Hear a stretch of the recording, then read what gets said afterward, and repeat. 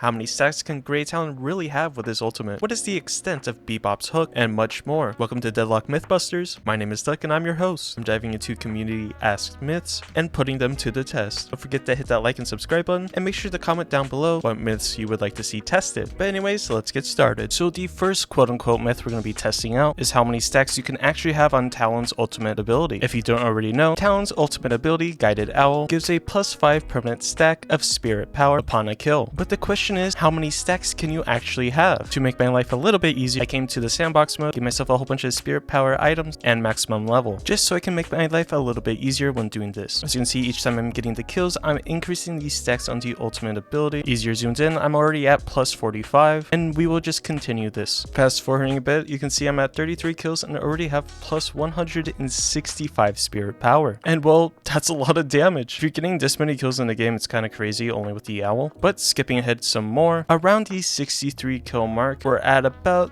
+315 spirit power, which is actually insane. I think you just get infinite stacks, which is kind of crazy.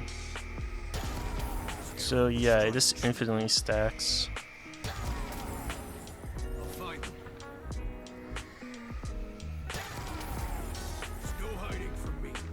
Or how much damage I'm gonna do. Oh, I'm so fast! Oh my god. Wait, hold on. Let me hit the dummy and see how much damage I actually do. 1,002 plus 400.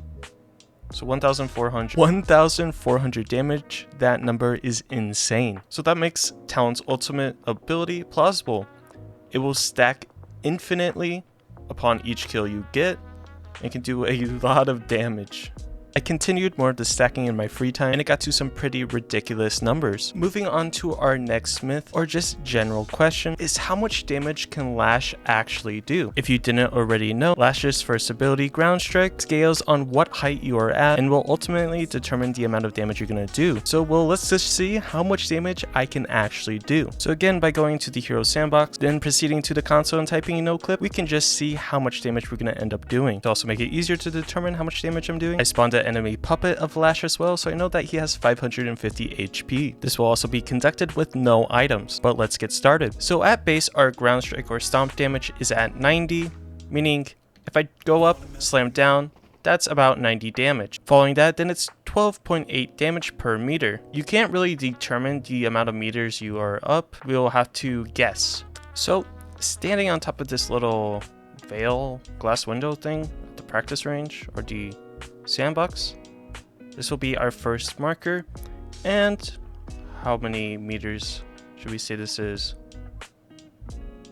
We'll say 5, 7, I don't know, something like that. But it's 152 damage. So after doing some math, it seems like this is about 11 meters. I could be wrong because I suck at math. So at 11 meters, it does 157 damage. So if we are saying that this is 11 meters, let's go all the way to the top. So for a second test, we're on top of the, what is this? A theater? Something? Who cares? Let's go. So 293 damage. So it seems from the roof of that building to the bottom was 22 meters. And I did a total of 293 damage. Again, this is base damage with no abilities, only points. So right here is skybox height. And well, let's see how much damage I do. Oh. Well.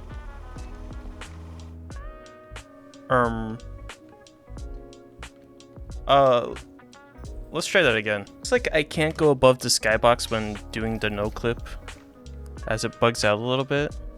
So we're gonna go to just touching the skybox, which I believe is about here in the sandbox. So we're gonna go ahead and no clip again. We're doing 349 damage, although it could be a little bit off because you have to input the no clip again into the console. But we'll just go through 349 damage. Now I do just quickly want to say that all these myths are what I came up with, and I would really like to incorporate my community. So if you haven't already subscribed, please do leave a comment of what myth you would like tested. But anyways, back to the video. So I think this is like the highest point.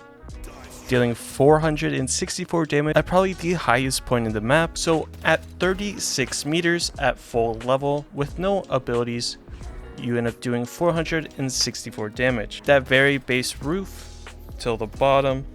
Now let's talk about Bebop's hook. The only question brought up was if you could hook Mo and Krill inside of his burrow. This is not technically a player on your screen. Let's try it. Well, seems that this myth is plausible. You can still hook a Mo and Krill that's burrowed, and they can still pop out of the burrow, dealing a ton of damage to you and your team still, so be careful.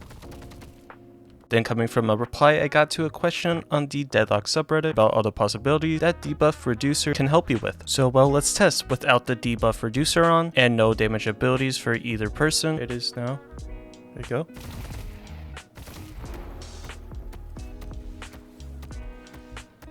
Oh, you definitely took less. Like this time you took 184 damage. The last time you only took 126. No debuff. No debuff reducer.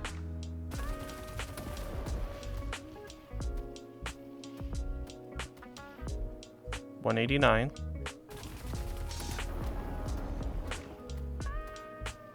131. So it does work. So when it comes to using Debuff Reducer, it is plausible and does work against Infernus. How Debuff Reducer works: if it's a debuff ability that has initial damage, the initial damage will still go through. But if it's an ability that stuns, that's paired with the ability that does initial damage, that stun, for instance, will be reduced. But something we've confirmed is that if it's an ability that does tick damage, so for example, Infernus' ability Afterburn, then you will also do less damage because the debuff is well Afterburn. So it's reducing the duration of how long it lasts, meaning, well, you do less damage. Then what else could be used with Debuff Reducer? Let's see how long.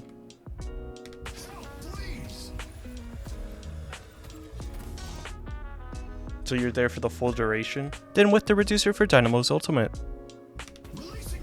Just try to move. Nope. So it does nothing. So it seems when it comes to the Debuff Reducer in Dynamo's ultimate, this myth is busted, and Debuff Reducer does nothing for Dynamo's ultimate. Nothing like the stun or anything like that is slower. But what happens if we try Wraith's ultimate with Debuff Reducer? Will anything change? You're mine. 200. I buy it.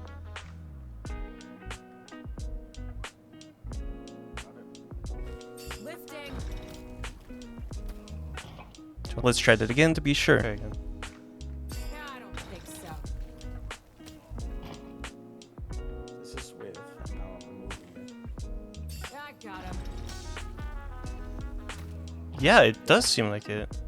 Yeah, I definitely is less in the air with the debuff. So when it comes to Wraith's ultimate and Debuff Reducer, that myth is confirmed. Debuff Reducer does work for Wraith's ultimate. It lessens the time you're in the air. However, you will still take that initial damage, or the damage that once the ultimate's done when it gets slammed back into the ground. But nonetheless, it does change that. But anyways, that concludes episode 1 of MythBusters for Deadlock. Again, please do let me know what type of myths you would like to see tested down below in the comments. I would really love to turn this into a super long series, so make sure to share the video around so we can get a whole bunch of submissions. But anyways, I hope you have a great day, and I'll catch you in the next one.